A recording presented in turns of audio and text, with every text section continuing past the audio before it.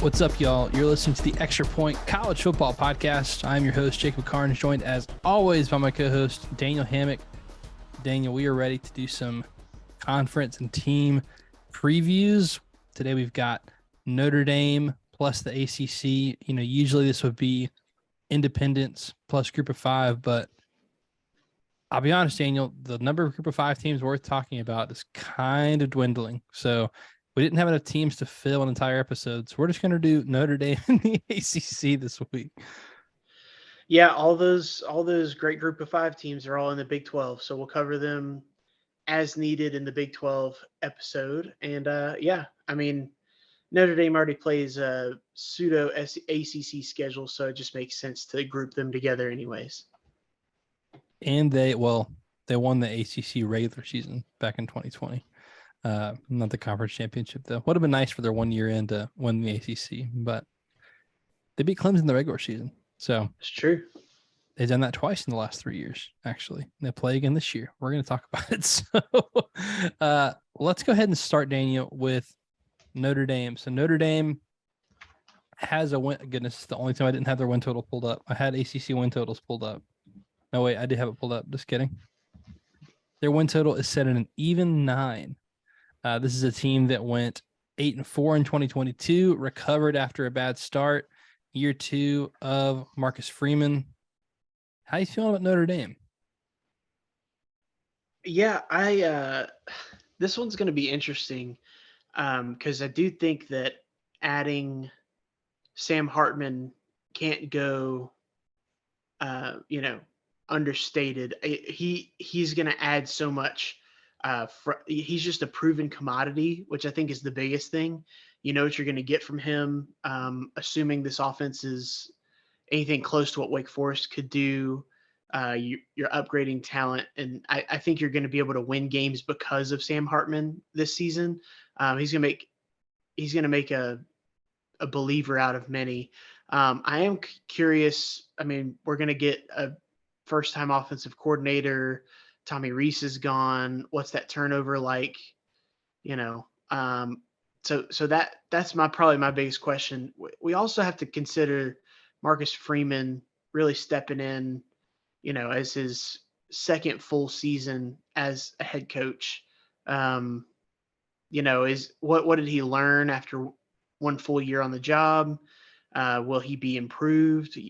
You would think so. He was obviously a rising star before last year. Kind of took it on the chin a little bit during the season, but that's not to say that they can't have, almost a big rejuvenation of success. Looking at the schedule, that opening week against Navy, I actually think is a great matchup for them because I believe that's the one that's in Dublin, Ireland. So home crowd. They get that to start the season, so they'll be able to prepare triple option really heavy.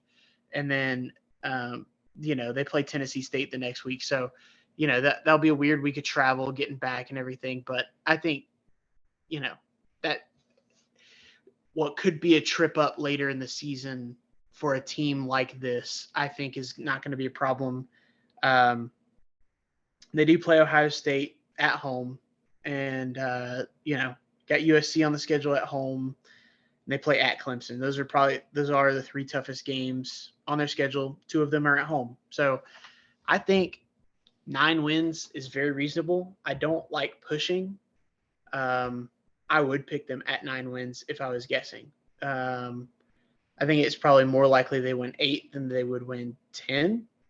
But I think perception-wise, people are going to be surprised by how good Notre Dame looks offensively. So I would almost caution people to not think of us down on Notre Dame, more or less. Just, it's tough to win 10, 12, 11 games. So I like them to beat USC this year, especially that game being at home. Ohio State's going to be really, really good. And then, of course, going to Clemson. So, you know what? Give me the over. Give me the over. I'll take 10 wins. I'm going to push here as well.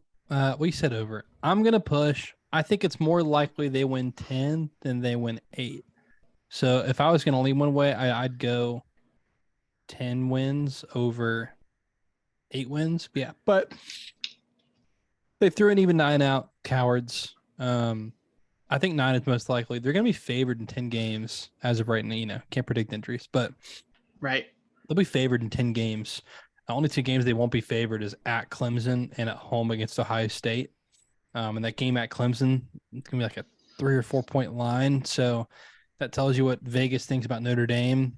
Pretty equal to Clemson's level. It's a team they beat handedly last year. I'm curious to see how Marcus Freeman, it's year 2 of him being a head coach ever. So he, growing pains are going to happen with new head coaches. How does he handle replacing 3 members of his coaching staff? So offensive coordinator, he had to hire a new offensive line coach because the offensive line coach became the offensive coordinator, and then a new special teams coordinator as well. So how does he handle the staff changes? Obviously, bringing Sam Hartman in is huge. Their schedule, I actually think, plays nicely. Like you said, they get 2 of the 3 toughest games at home. Clemson, you get late. Like you get a bye week before you play Pitt and Clemson. That's kind of a back-to-back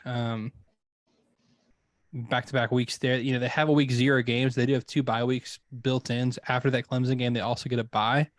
Not that Wake Forest and Stanford are going to be hard games, but Wake Forest should give them a game. But this is a team that I think It's a revenge game against Sam Hartman. That's true. That'll be a fun one.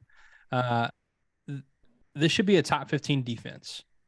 That's what I think is going to be important, like especially when, like that Clemson game, the Ohio State game, like these games where I think you're going to need to score a lot of points, or can you have an elite enough defense, USC, to slow them down? I think their defense, I do think their defense wins them 8 games. I think it's that good of a defense where, I don't think there's more than 4. Honestly, probably maybe 3, maybe 4 teams on the schedule that I think can just score on them. And then how many more games can that offense win? 9-3 is my prediction. I think that's a solid year 2. It's a 1-game increase from last year. Again, if I have to pick one way or the other, I would lean over and go 10-2 is more likely. But that schedule is not light. Like Clemson, USC, and Ohio State are going to be preseason top 10 power rated teams. And then also at Duke and at Louisville, at NC State, you're playing some of the tougher teams in the top half of the ACC. And so because of that, I think 9-3, I think they lose at least, somewhere along the way, 3 games. Hard to pick individual wins and losses, months out because you never know how the season's going to go. But again, I'm going to push and go 9-3. If they can have a top 25 offense, which they were far from last year, this is going to be a very good team that I think will be a top 15 power rated team this year. So it would be a very solid year for Marcus Freeman. It would also lead to some more momentum on the recruiting trail that they already have a lot of. So win some more games, keep the momentum up, keep the classes coming in. And I think you're looking at a good year for Notre Dame. All right, let's move to the ACC. We'll at least pick over under for each team in the ACC. We'll talk about the teams we need to talk about. Daniel, trivia question. I don't know you know this. We talked about it, but we're going to go in order of win total.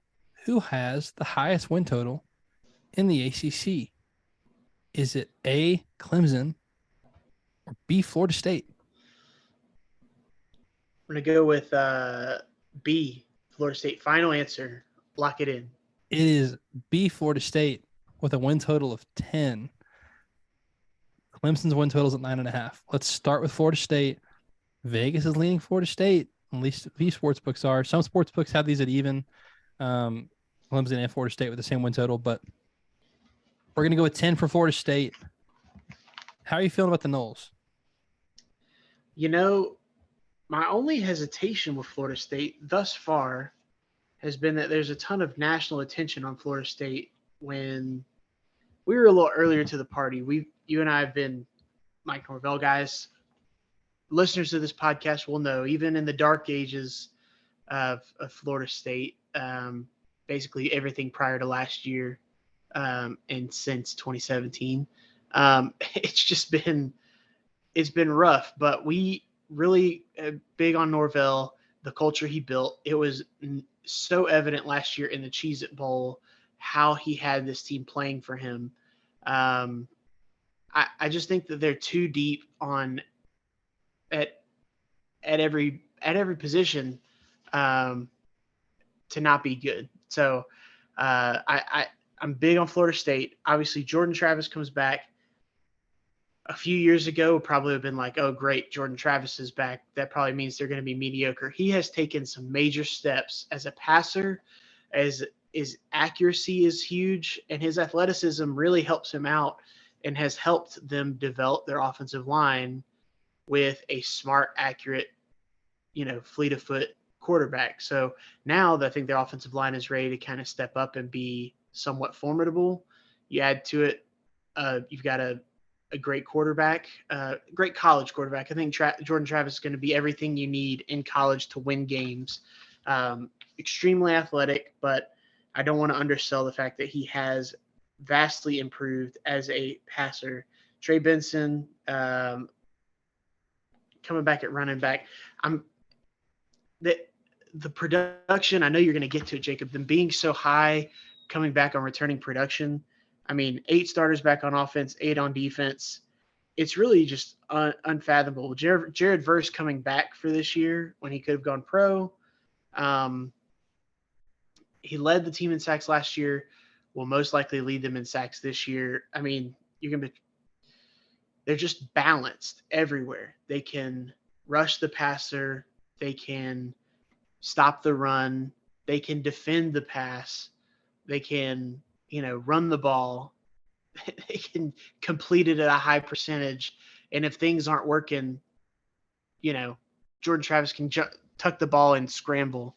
I'm looking at the schedule, and Jacob, that's the only reason I would even consider an under is because LSU is week 1. Now, last year when LSU and Florida State played, obviously I was big on 10-2 LSU. They ended up going 9-3, so it wasn't quite there, but they did win 10 games ultimately. But that game obviously went Florida State's way, and we didn't realize what we were watching at the first, but both of those teams ended up having really good seasons. This year, it's kind of it's a top 10 matchup. It's a heavyweight slugfest in the first week. I mean, that's going to be a phenomenal game. I think a lot of this line depends on that game, because looking at the rest of this, basically you circle the Clemson game at Clemson, September 23rd. Other than that, I think Florida State can run through this schedule. And it feels weird to say because Florida State has been anything but automatic over the past 6 years, and all of a sudden they feel that way. So I am going to go over. I think they're an 11-win team. I do think that they beat LSU that first week. I think it'd be a very close, very good game. But Florida State has something to say about the ACC this year, and they're going to reclaim it. They won it the first 13 years they were in the conference, and then they've kind of sputtered. They had a few years that were pretty good with Jimbo. Then after he left, it's like they kind of returned to form last year. So this is where they take their crown atop the ACC back. So regular season, you're picking at the top the table. Yeah, love it. Florida State, I'm with you in that we've kind of been on this team. We've been on the give Mike Norvell time train, and we're starting to see some of the results. So 2019, they go 6-6. 2020, they go 3-6. 20, and of course the 2019 years when they fired Willie Taggart. 2021, they go 5-7. 2022, they go 9-3. So that they popped that year 3. This is a team that's recruited better. So 21st, 19th, 16th. So increase the talent load. They're one good class away from getting over that 50% in the blue chip ratio. But they bring in a highly ranked transfer class to supplement for the lack of high school recruiting compared to the top tier in college football, right? This is a team that won 10 games last year, including the bowl game, and they have the 4th highest returning production in the country. So Jordan Travis is going to be one of the favorites to win the Heisman. He is right now in the top 5 of odds to win the Heisman this year. They bring back their top receiver in Johnny Wilson while adding two of the top receiver recruits in the country, Jaheim Bell and Keon Coleman. You bring in two huge, literally huge pass catchers, one at tight end and one at receiver. It is a transfer. Hakeem Williams, true freshman, he will play meaningful snaps immediately for this team. They're bringing back 5 players who started at least one game in 2022 alongside 3 experienced transfers that could immediately get into the mix in the receiving core. They've got a defense that brings back everybody, including Jared Verse, who you mentioned, who could have gone in the first round of the draft probably this year. Yeah. They might have the best defensive line in the ACC this year. And I don't say that lightly, because we know what the likes of Clemson has had, what Pitt has had some years, including last year. I think Florida State might have the best defensive line in the ACC this year. They're ready to cook.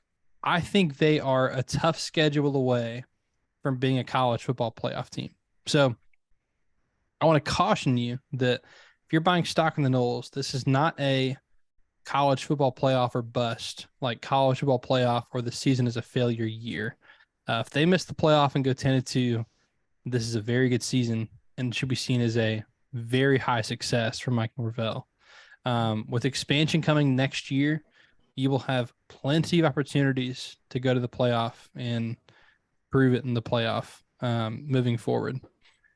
I mean, they've got games away from home against LSU and Florida that makes it difficult for me to see them eclipse their win total, especially given how the 3-game stretch last year of Wake, NC State, and Clemson went. I don't think they're immune from having a loss, a Wake Forest and NC State loss. And this year on the schedule, I think, that could come from a Wake, Pitt, Miami, as well as you have Clemson and LSU on the schedule. The win total's at 10. I like Florida State at 10-2. If I had to lean one way, I would lean under, only because of the schedule. I'm a very, very big believer in this team. I'd love to see them go 11-1 and go to the playoff. That'd be awesome. But I am going to pick them to go 10-2. I do think they will be playing for the ACC championship, which we're not going to pick our conference champion on this episode. That will come later. But I do think they will be in Charlotte in the ACC championship. So, and that is a huge success for Florida State. And again, use that momentum. Go bring in a top 10 recruiting class now. All right, Florida State, their win total was at 10. Let's go to the next team on the win total list at 9.5. Clemson Tigers. They are coming off of, after not winning the ACC in 2021, they win the ACC last year, miss the playoff, go to the Orange Bowl, get beat by Tennessee. You bring in Garrett Riley as an offensive coordinator, probably the hottest name on the market for offensive coordinator. Cade Klubnik started the last couple games last year. He now comes in as a returning, quote unquote, returning starter in this new offense. Daniel, how are you feeling about the Clemson Tigers? Well, let me start by saying I think it's trendy to be down on Clemson, and that kind of scares me because that's the way I've been. I've been down on Clemson for a couple years now. We're kind of ahead of the trend. We're way ahead of the trend. Especially you, as far as quarterback's concerned. Now, I do remember myself saying something along the lines of, if Will Shipley isn't that guy this year on his freshman year, that they lose 3 games in the regular season. They did that. I'm not sorry about it. So that being said, I do want to highlight Will Shipley because I do think he's the most integral part of this team. If he is healthy and has a good season, he makes their offense go. Now, I know that we're going to see somewhat of a new offense because Garrett Riley is there and he's going to put his fingerprints on this. And he is, what an amazing get. He was the hottest commodity at offensive coordinator this offseason. So him coming over, we didn't really think, he was just in the national championship game with TCU. Him coming to Clemson, what a big coup. For Clemson's sake, I do hope that him and Klubnik mesh early and are good to go. But Will Shipley, the games he was injured the past 2 seasons were the games where Clemson just looked inept on offense. Now, part of that was in 2021, they really were inept, regardless of if he was on the field or not. Last year, you really saw their offense take off when he had a good game. I think he's their identity on offense. I think it was good that Cade Klubnik got some starts towards the end of last season. He got to play in some meaningful games, meaningful snaps throughout the season, kind of get to shake off that, that freshman fear or whatever it is that he kind of come in with. He definitely looked like a deer in the headlights at times with the ball in his hands. You definitely see the talent out there. I'm curious how big of a step he takes. Well, are we at 8.5? Is their projected win total? 9.5. 9.5. Okay.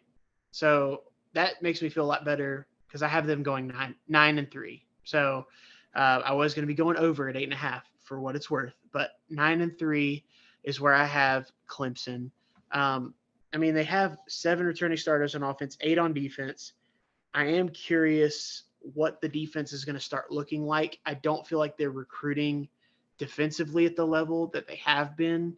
I say that on the heels of them getting a commitment from Sammy Brown earlier this month. And so the future may be bright. Jeremiah Trotter, Barrett Carter, they're still very good linebackers. We'll see what they can do, but offensively, that's going to be where they take the biggest jump. I think so. They've got to accommodate for, I think their lack of defense in the coming years, it's not going to be that Clemson defense we got used to of 2018, 2019, 2020.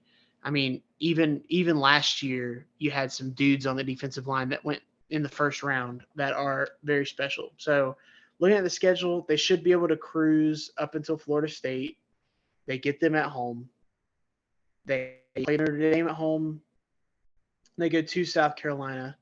That used to just be a footnote. The schedule is easy, but I'm of the opinion that nothing is easy when you don't get out of your own way, when you kind of beat yourself. And that's kind of where they've been the past couple of years. So 9-3 Clemson Tigers.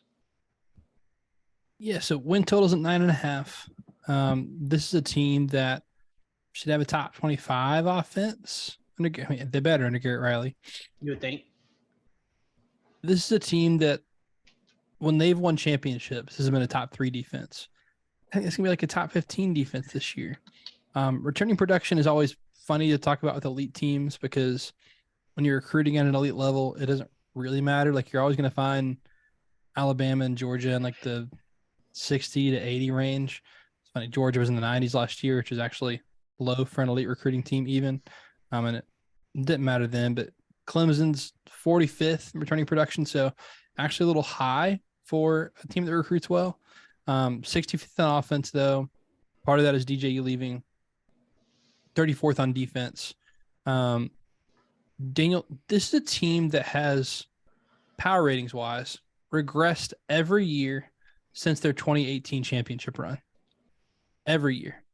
2019, they were power rated worse. 2020, worse than that, and so on.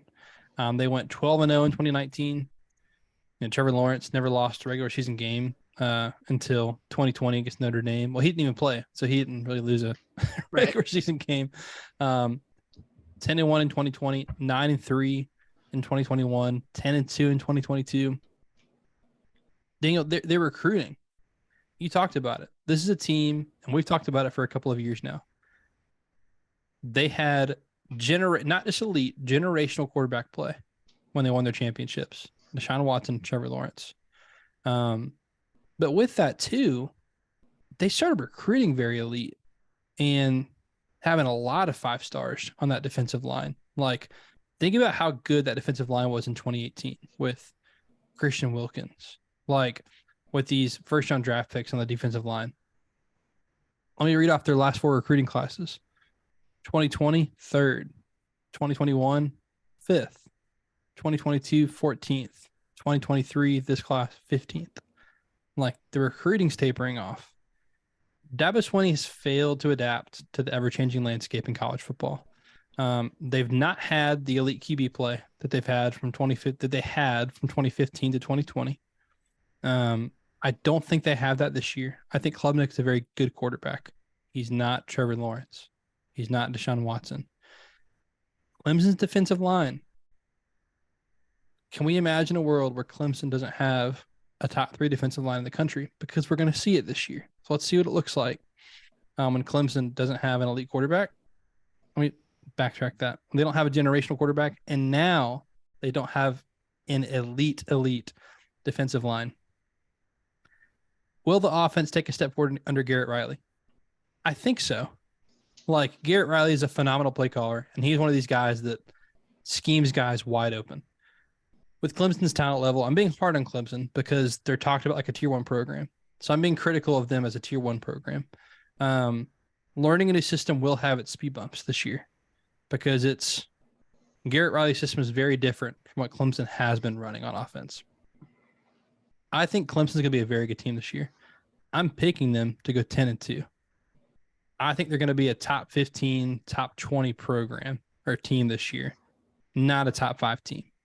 And I think until Dabo changes with the sport, that Clemson should no longer be looked at as a tier 1 program. I think this is a tier 2 program in college football. And until he changes, they've been knocked off of tier 1. The last 2 years has proven that. And they're going to have to prove it again that they're a tier 1 program because they've lost that status in my mind. So all that being said, 10-2, and I think they're going to play in Charlotte for the ACC championship. And we're going to have 2 epic matches of Florida State and Clemson. I think the first offense time should look ever. better. That's right. First time ever. Because this is no the divisions. first official year of no divisions. They did it.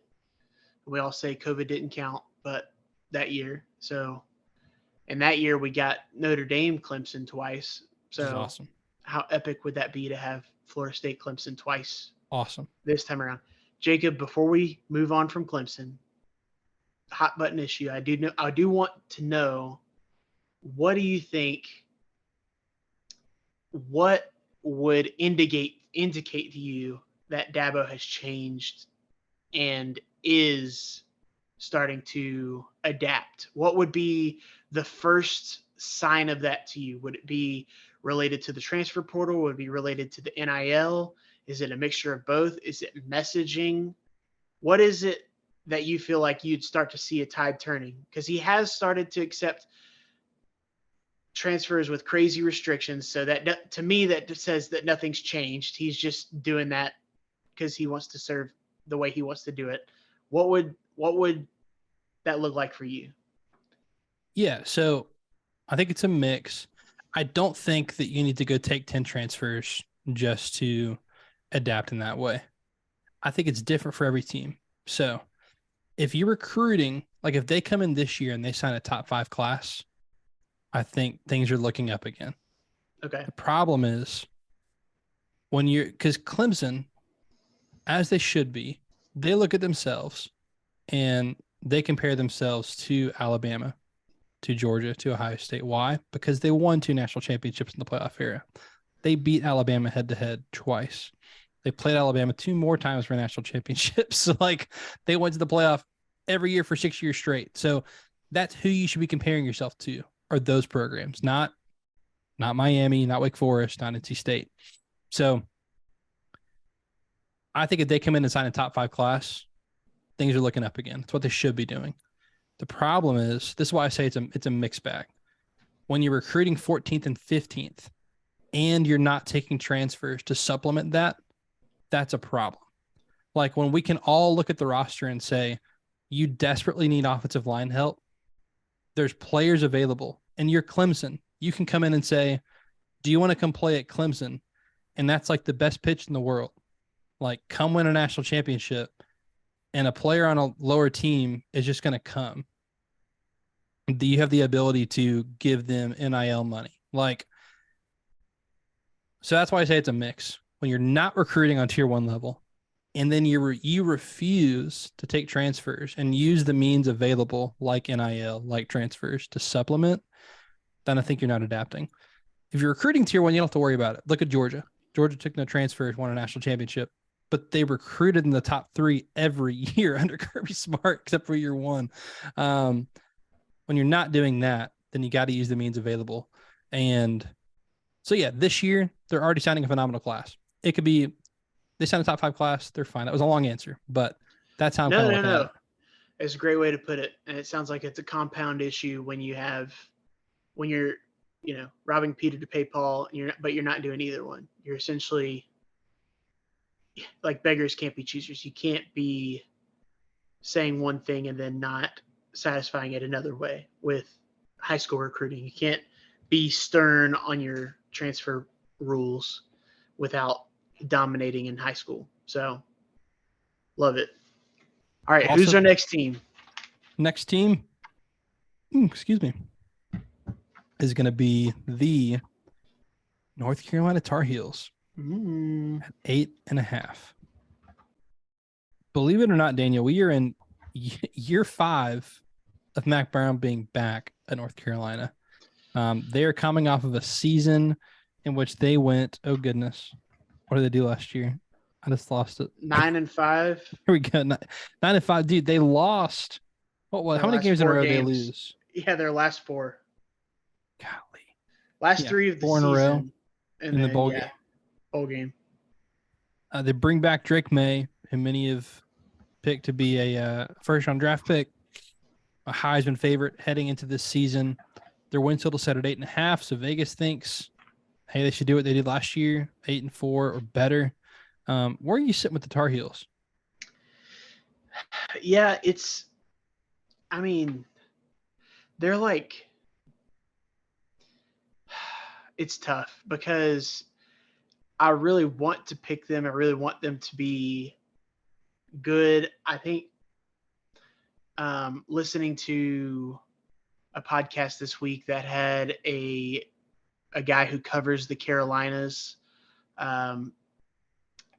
he was kind of expressing, a little bit of, disregard for Mac Brown with an NFL QB, and basically saying like, hey, he may have the guy, but it's just not going to materialize to much at this level. I do have some questions about their schedule too, so I'll kind of get into that in a second. I mean, Drake May is a dude. I am surprised he's still at North Carolina with all the smoke, or at least the perceived smoke of him going to Alabama and how perfect that would have fit for everybody. He would have started. I'm sure he got broke off. All right. So, and that's great for him. So I do think offensively they'll be very good.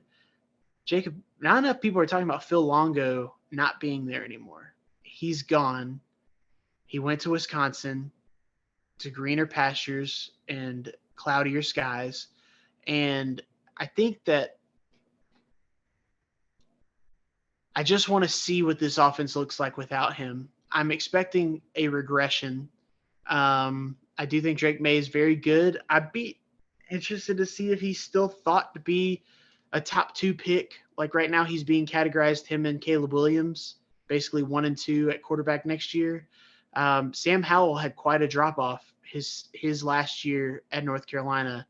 I'm not saying they're the same guy. I do think Drake May is maybe a little bit better fit for the NFL, but that's something to kind of put a pin in. Defensively, I mean, I don't think they could be worse than they were last year. I do respect Gene Chizik as a DC for what he's done in the past. I think it's personnel issues. Their best cornerback, really their best defensive player just left. And Tony Grimes going to Texas A&M. That kind of stuff, if they could just get lined up right and tackle, get like the basics, they're going to be a fairly good team. I do think they're going to take a little bit of a step back from last year. That trend of losing 4 in a row, it was really because of the 4 teams that they played they're finally playing a better team. They opened the year against South Carolina. I think that, South Carolina has really shown that they can, win some of these games. And I think South Carolina's a better team. That one's a neutral site game. It's like I think that's like the Duke's Mayo kickoff. Then they play App State at home. I don't know why North Carolina's scheduling App State because that could be a loss. I think they'll beat them, but why schedule it? And then they play Minnesota. Minnesota's, I mean, we haven't dove into the Big Ten yet. We will. That's still a good Power 5 team. It's going to be a tough game to play. So just got some questions on their schedule. They do have a nice little streak there, and then they play at Clemson and at NC State to end the season. So really this could be similar where they have a reasonable record up until the last couple games. I love the 8.5 line because it causes you to think, because 9-3 feels right for them.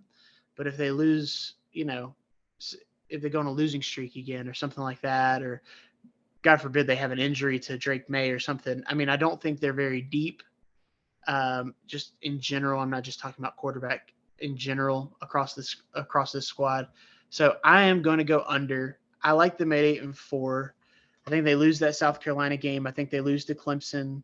I think they're going to drop one that they shouldn't, potentially at Georgia Tech, potentially at Pittsburgh, Minnesota. Those are all losable games to me. At NC State, those are all losable games. So I'm going to go 8-4. I think they have a respectable year. I think Drake May plays well, but they're not going to be as dominant offensively as they were last year. There's no way they can be. They just lost a top 10 coordinator in the country. So, give me the under on the Tar Heels.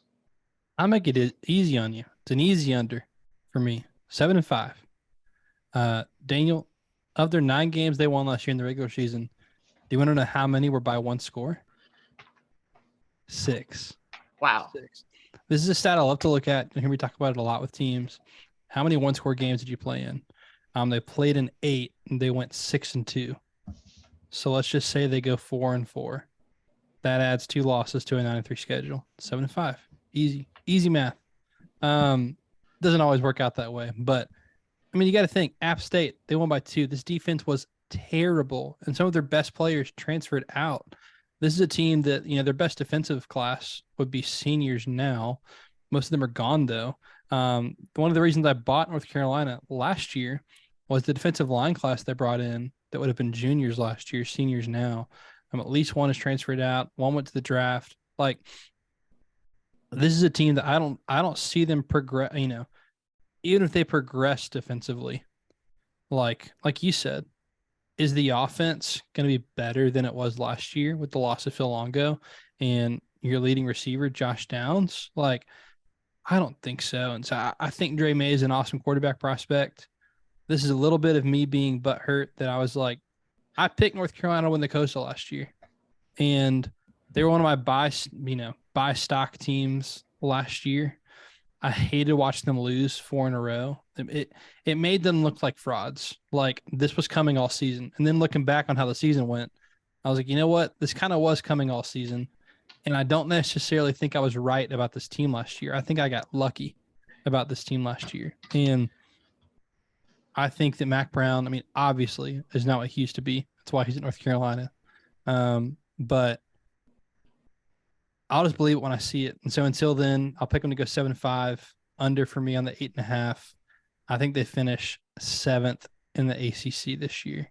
Is where I have them pegged. So 3rd highest win total. I've got them at 7th in the conference. Not necessarily power rated that way, but how the records work out. That's where I've got them. What's that metric that it's Kelly Ford does it, right? The K Ford ratings. Mm-hmm. But what's the one with the 1-score games? It's like the opposite schedule. Oh, he did like the what if rankings. The what if rankings. You flip the result of every 1-score game. So that's right. That would have been what? They went 6-2. Flip that and go 2-6. And they lost 3 other games? So 2-2. So 4-8 would have been the record. So yikes. Just you like to just keep that in the back of your mind when you're thinking about if a team can withstand injury, depth concerns, things of that nature, poor defensive teams, anyways. So shout out to Kelly Ford, friend of the show. Love it. All right. Next on the win total list, there's 2 teams. We'll go with Louisville at 7.5, a team that David Cobb bought stock in this year. So for the Cardinals, win total is 7.5. How are you feeling about Louisville? Yeah, so bringing Jeff Brom home as a coach obviously is just great. I think that their addition by subtraction with Satterfield leaving and then bringing in Brom, I think that's a big upgrade at head coach. So that's a great step. Looking at this team, I mean, Jack Plummer is looking like he's going to be the starting QB. They've got 3 returning starters on offense. There's going to be a lot of turnover. 6 returning starters on defense. They've got the opening game against Georgia Tech, which we'll get into a little bit when we talk more about Georgia Tech. But I am leaning Tech in that game. That's a tough one to start with. They're coming down to Atlanta to open the season. They play Indiana this year. They've got Notre Dame on the schedule.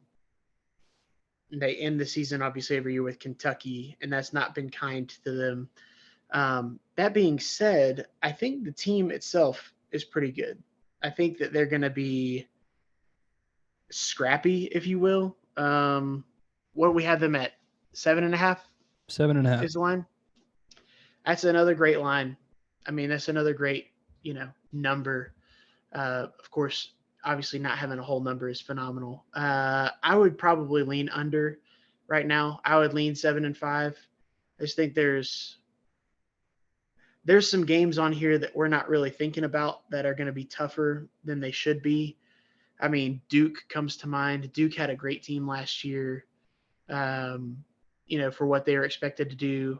A lot of these ACC schools are all similar enough where, they may lose to someone they're not supposed to, but they're going to beat someone they're not supposed to as well. So I'm going to lean under. I'm going to go 7-5 with Louisville. I'm going to go over on this one. I like him. I like him at 8-4.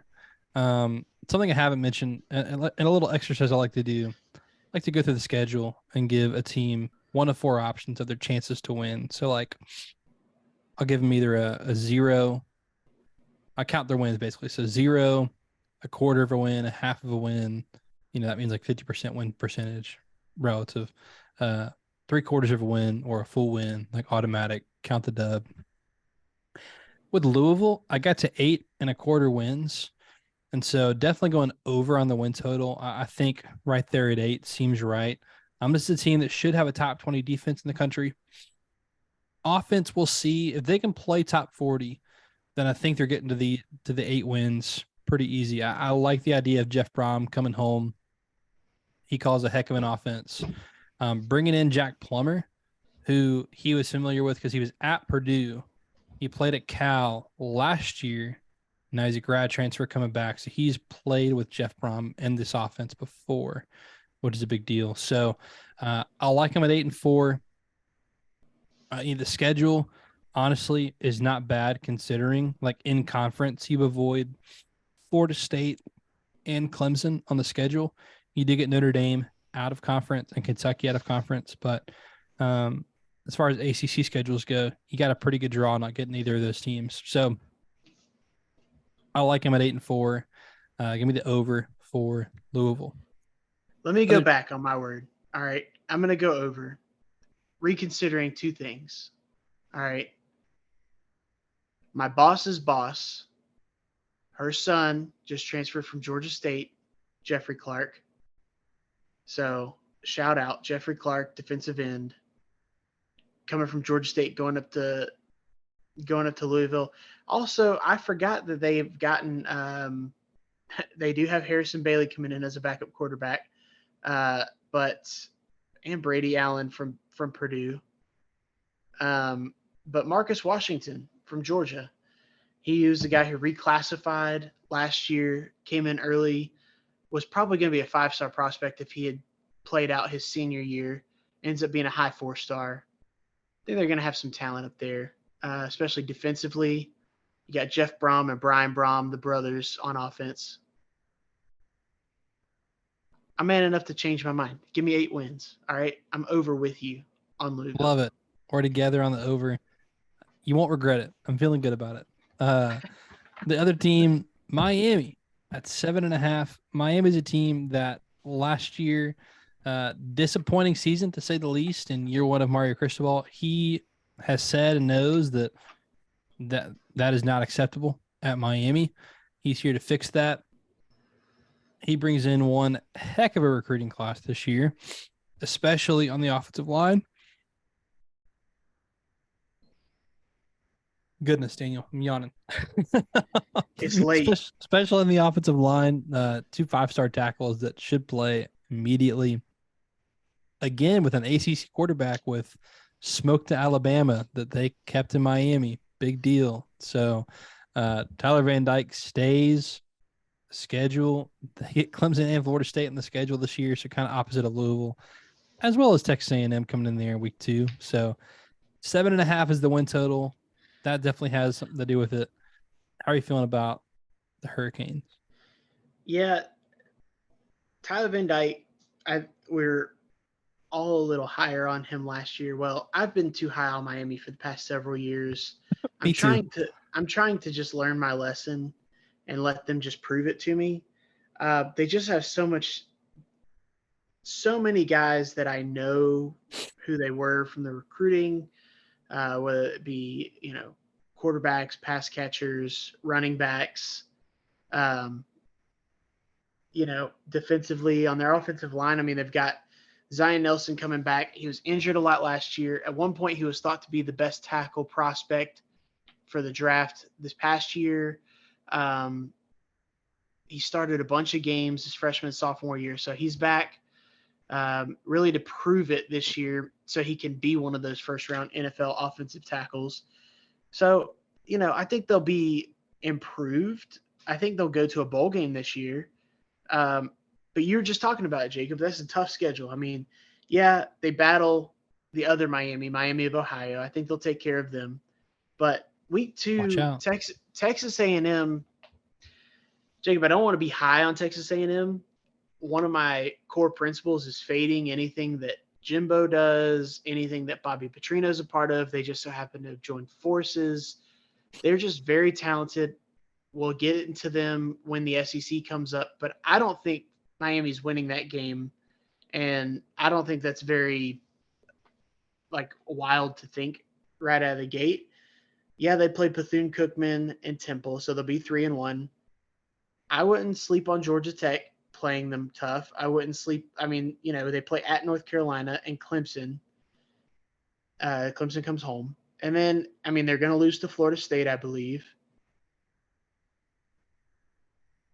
I think it's reasonable for them to improve and still go 7-5. The schedule's light, but I don't think they're that good. They're not a good enough team to overcome it. So 7-5. I'm going to lean over and go 8-4. I think that there's a Texas A&M last year. The talent's too good. There's a floor to this team. There should be a high floor. I think year 2, Cristobal, admittedly, I thought he had an excellent interview with Josh Pate on the Late Kick. I could check that out on his YouTube channel. But I mean, he admittedly talked about he's gotten guys out of the building that didn't work or play to his standard, whether that be coaches or players. And so I think year 1 had a lot of growing pains. I think year 2, you can see some fruits of your labor. And I think this team could jump dramatically up in the power ratings. I would say not have that dramatic on-field, increase of success, but 5-7 to 8-4, I think, is a dramatic increase of success on the field. So I think this can be a top 30 team that, because of the schedule, goes 8-4. I mean, you go on the road to North Carolina, NC State, and Florida State in your conference. That's tough. You still get Louisville, you get Clemson at home, you get Texas A&M out of conference. It's a murderer's row of a schedule as far as ACC schedules go. So I don't think, like you said, they're good enough to overcome the schedule. So I think that 7.5 number is pretty perfect. I'm going to lean over. I'm going to go 8-4 for the Canes. Let's now go to next on the list, NC State, 6.5.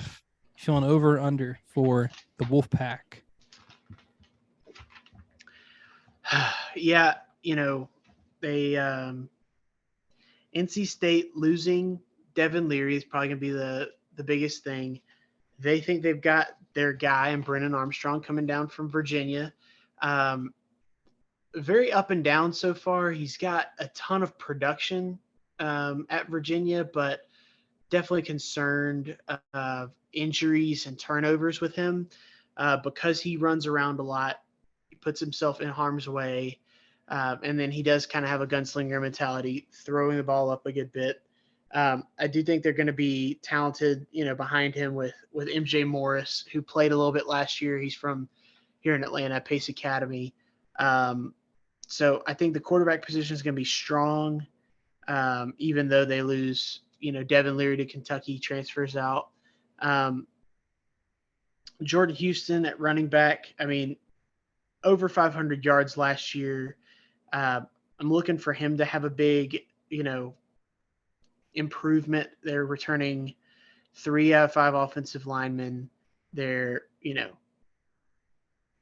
6 returning defensive starters. I'm interested to see what they end up doing. This schedule is what it all comes down to. They play at UConn. That should be a dub. Home against Notre Dame. We think Notre Dame's going to be pretty good. I think they're going to lose that game. But, relatively light schedule. It is the ACC after all. But they do have both Notre Dame and Clemson on this schedule. And then Clemson and Miami are back-to-back weeks. So that could be difficult. They've got North Carolina at the end of the year. I have them at 7-5 as well. So a lot of these teams are going to cannibalize themselves because, like we said before, they're not different enough to really rise to the top. So give me 7-5 for the Wolfpack.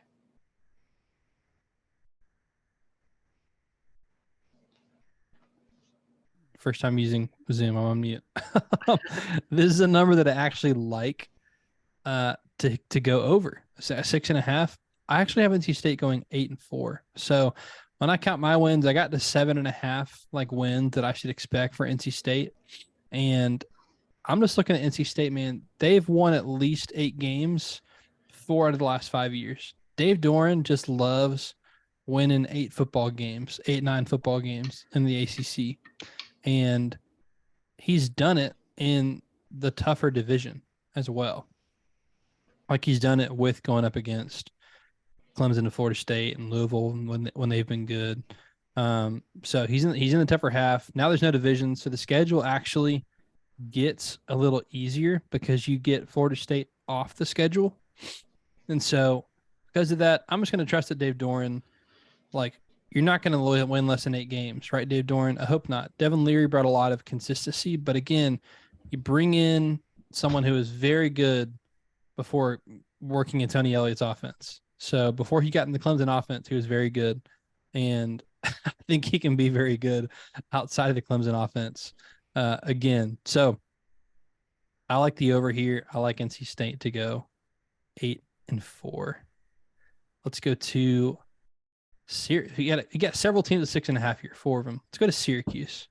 Syracuse, again, win total set at 6.5. This is a team that I thought was just going to collapse and disintegrate, and then they go last year and have a pretty decent season last year. How are you feeling about the Orange? Yeah, this one's going to be tough. They do have Clemson and Florida State on the schedule. Garrett Schrader in his senior year, it seems like he's been there forever, and he started out at Mississippi State, which is crazy. Did he play? No. No, did he play for Dan Mullen at Mississippi? No, he didn't. No. Okay. Anyways, it just Moorhead. That's who he played for. Joe Moorhead when in his 1 year in Mississippi State. I knew it was someone different than Mike Leach, but all that to be said, they play Colgate. I think they're going to win. I think they're going to go to a bowl game this year, but it is tough. They've got Clemson, North Carolina, Florida State, all 3 back-to-back. and that's right after they've played Army, which won't be an easy game. That's probably going to be a loss itself. So, I mean, they do have Colgate, Western Michigan. I'm under 6.5. I've either got them at 5-7 or 6-6, but definitely under. Going under. Yeah. I'm going to join you on the under. I think 6-6 is more likely than 7-5 with the schedule. I've got them at 6-6. Again, I think this is like if you're Syracuse, I think that's a good year. A 6-6, like it's a success. Go win some games that you shouldn't. Maybe you can get to that 7th win, but I think 6-6 is a good year for Dino Babers and crew. So I'm with you there. 6-6 on the under for Syracuse. How about Duke? Duke, a team that went 8-4 last year. Their win total also set at 6.5. I mean, what a year one for Mike Elko. Can they replicate that year one magic in year two? Yeah, last year, weren't we talking about that Kansas and Duke game being integral on if they were going to reach an over? And both of them well surpassed it. They were both really great surprises. It was great to see both of them have a resurgence. It's tough because sometimes it looks so bleak for some programs, and all you need is a little bit of change. You need someone to believe in you, and that seems what Mike Elko has done. Another great thing is, for his sake, they return everybody. They've got 9 returning starters in offense and 8 on defense. So if you have a good season, the best thing you can do is have continuity going to the next season. I think that's what he's got. Riley Leonard back at QB,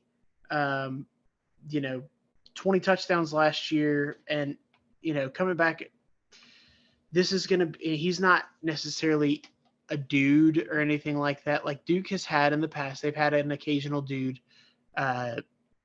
Daniel Jones comes to mind, but gets all his top pass catchers back, gets 4 starting offensive linemen back. I think that they'll be a force, relatively speaking. They've got that Ivy League play-in game against Northwestern on September 16th, so that'll be a fun one. Looking at the schedule, though, they start the year with Clemson. That's going to be actually on Labor Day evening, which Clemson has kind of enjoyed playing that opening Monday night of college football season. They've got Notre Dame on the schedule. They've got Florida State on the schedule. It is a tough schedule. I like them to go 6-6 this year. I think there's enough wins on there for them to grab. I think they get, UConn, Lafayette. They've got some teams on there that they can beat. I think they can beat Northwestern.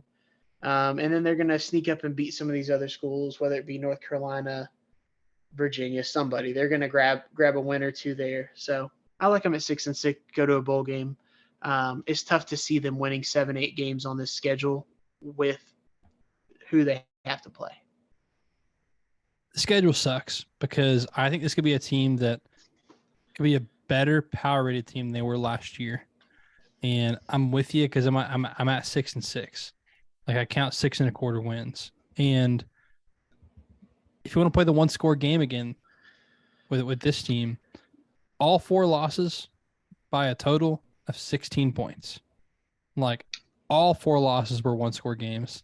They only 2 of their wins were 1-score games. So this was not a fluky team. This was a team that played very well.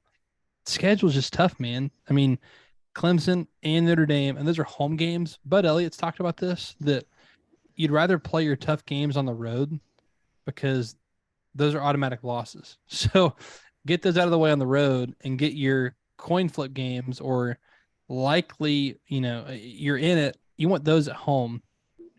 But the fact that, a game at UConn's weird.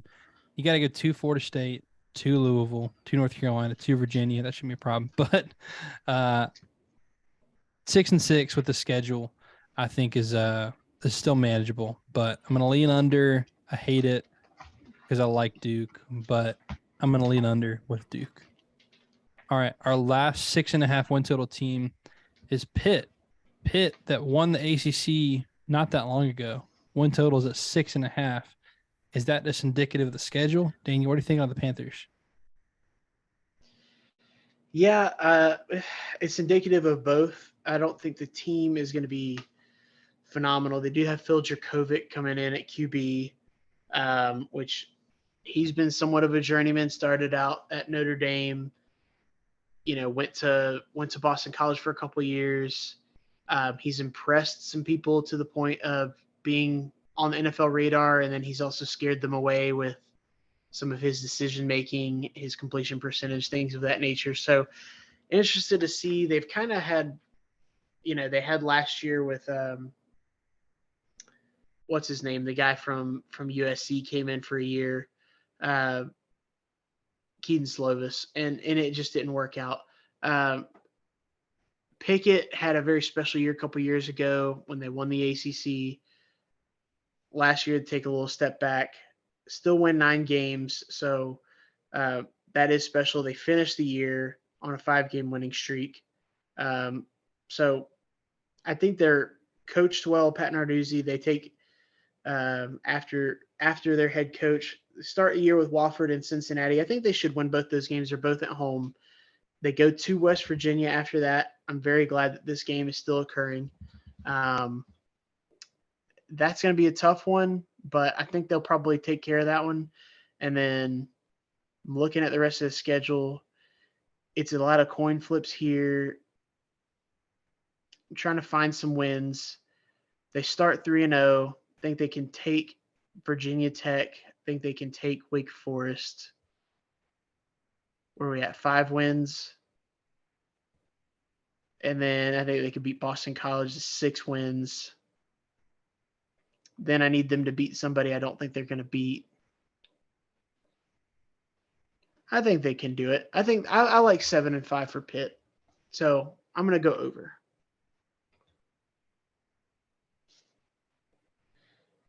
Jacob, we've been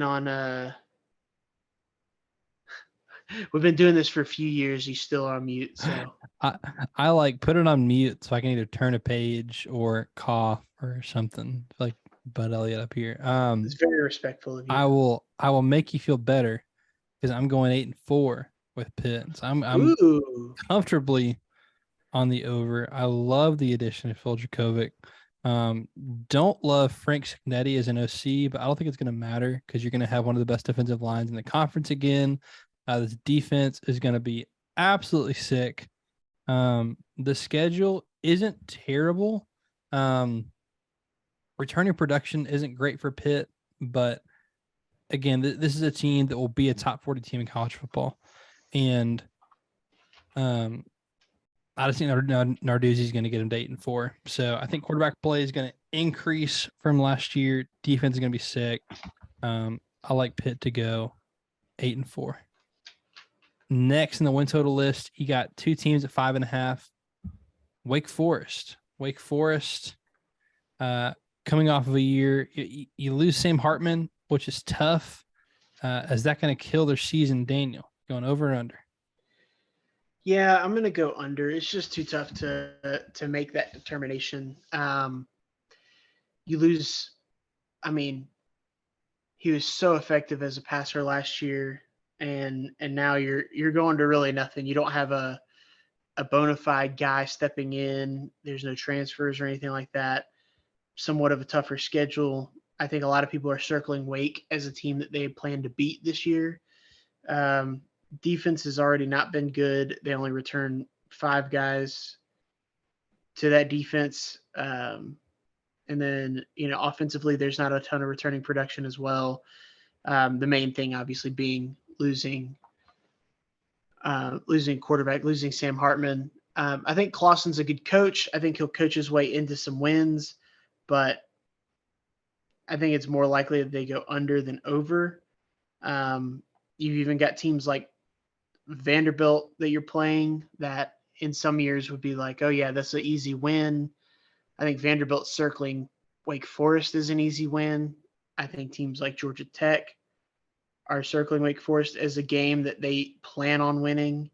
And then, yeah, some of the upper echelon, Florida State, Clemson, and all of them are certainly looking at this game as one to win. They've got Clemson, Florida State, and Notre Dame on the schedule this year. So, yeah, it's going to be tough sledding.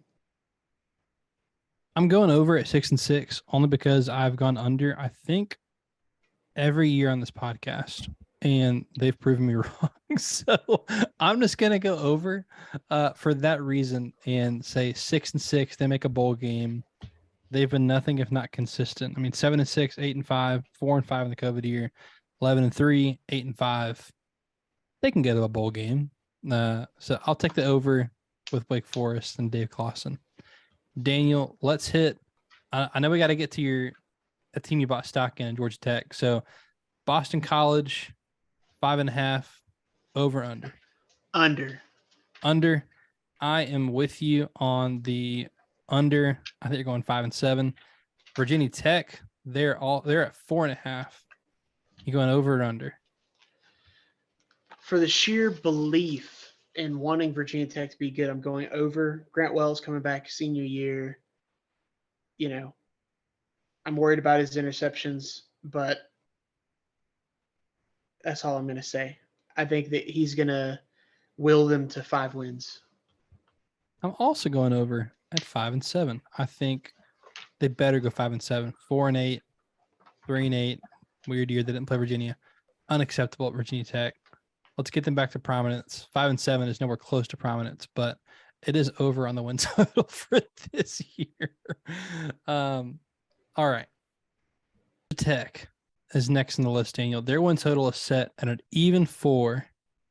This is a team that you bought stock in. I'll give you the stage, and I did my research on Tech because I knew you were going to have some stuff. So I might either have a great agreement or a great rebuttal, depending on where you go.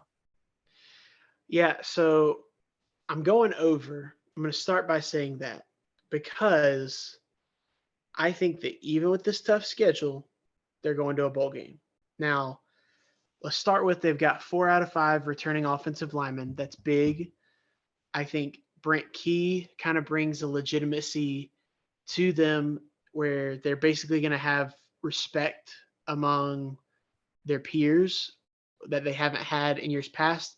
I think he's also kind of got the vibes of like what Sam Pittman and Shane Beamer, guys who haven't been coordinators, but kind of elevate and become a good head coach. I think he's going to do that. Now, offensive line, I think, will be solid because of those guys that are returning. They have some transfer guys that have come in. Braylon Oliver at linebacker from Minnesota, I think is going to help their defense stack up pretty good.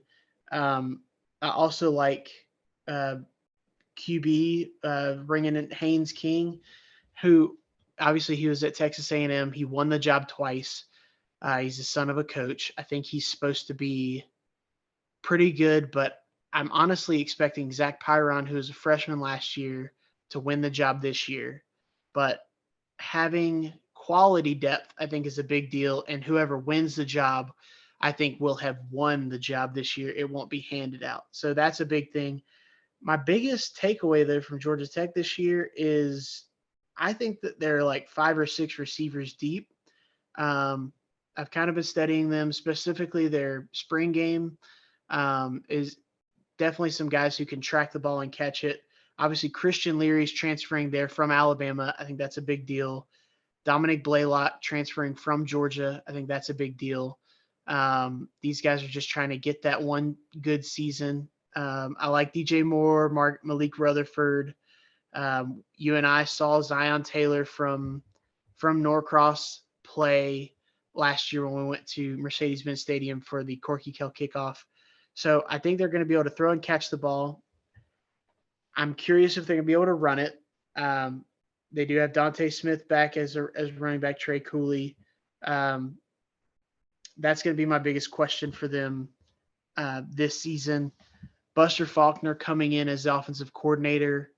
Obviously, he's been at Georgia as a analyst, and then previous to that, he was Southern Miss's offensive coordinator. So I think Brent Key knew what he was doing, bringing in Buster Faulkner.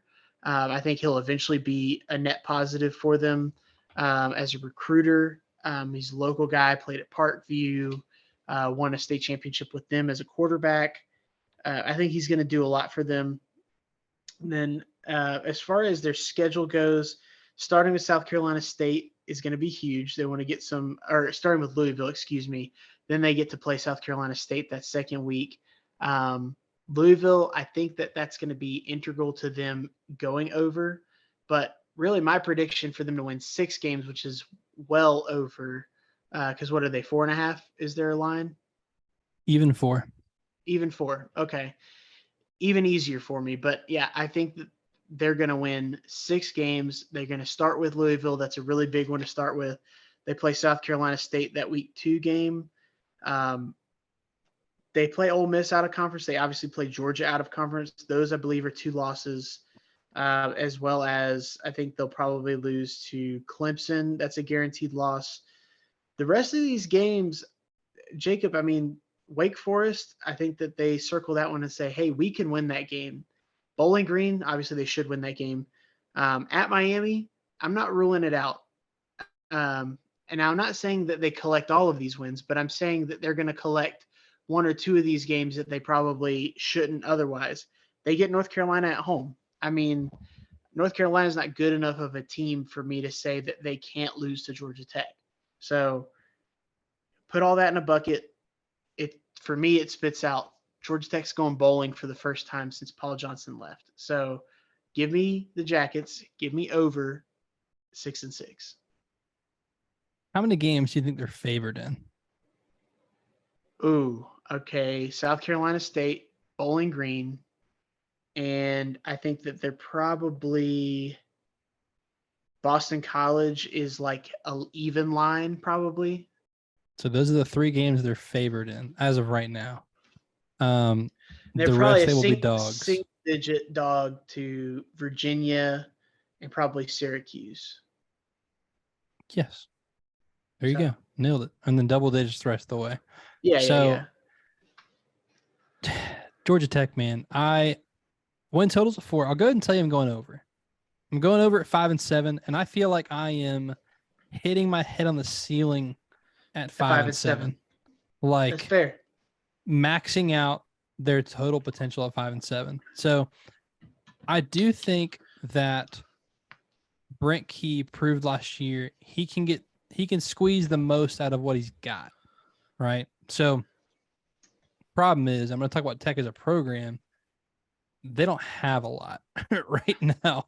I mean, their last 4 seasons, 3-9, 3-7, 3-9, 5-7, surprisingly, ruined my perfect streak of best bets last year with Georgia Tech being an under. Thank you, Brent Key. Recruiting 28th, 43rd, 44th, 62nd, which is expected after firing a head coach, dropping off a little bit. But going backwards on talent, yes, they're bringing some transfers.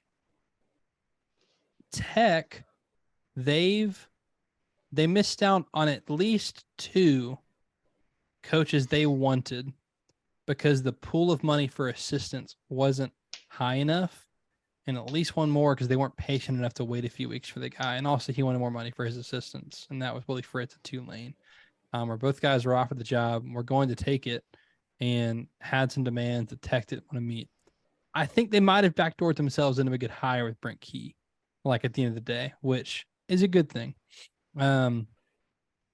Georgia Tech is not serious about football right now, so I'm not going to take them seriously about football. That being said, I'm going over simply because of your belief in them. Because when I counted the wins, I got to 4.5, and the number was at 4, and I was like, you know what? I'm giving it to Daniel right here. I'll go 5-7. I'll go over.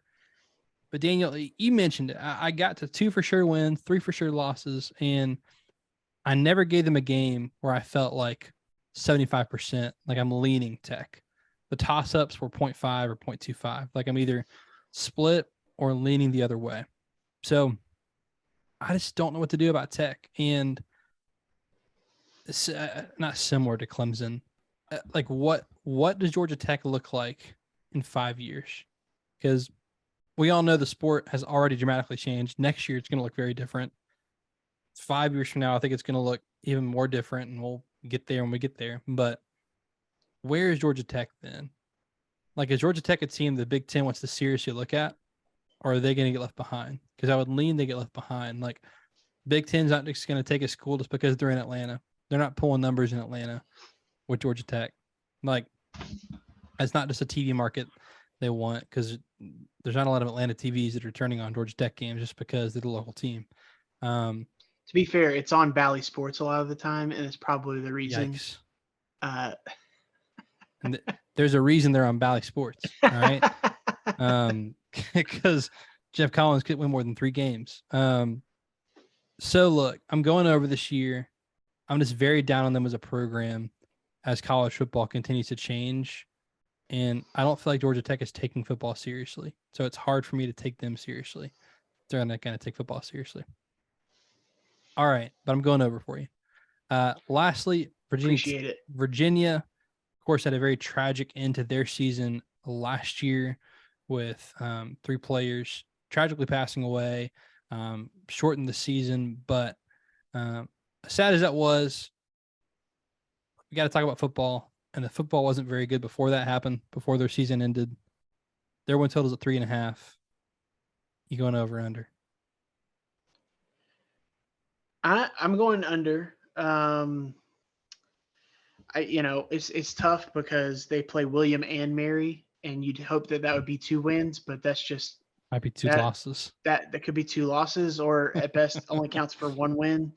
They're going to be a punching bag. They play against Tennessee in a kickoff type game this season. So, tough out of conference.